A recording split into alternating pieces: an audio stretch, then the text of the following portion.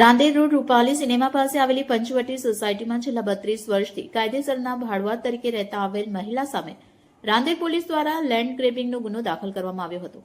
પોલીસે મહિલા આરોપી ભારતીબેન કિશોરભાઈ પટેલની ધરપકડ કરી લાજપોર જેલમાં મોકલી આપ્યા હતા.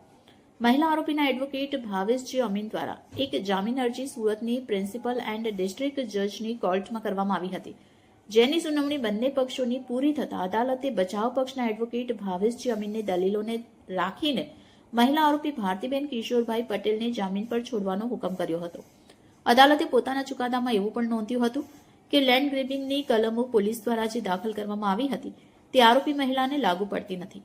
આરોપી મહિલા છેલ્લા 32 વર્ષથી કાયદેસરના ભાડુઆત તરીકે રહેતા આવ્યા છે અને વીજળી અને ટેલિફોન બિલ પણ તેઓ ભરતા આવ્યા છે. આ ઉપરાંત સિવિલ કોર્ટમાં પણ બંને પક્ષો વચ્ચે કેસ ચાલુ છે.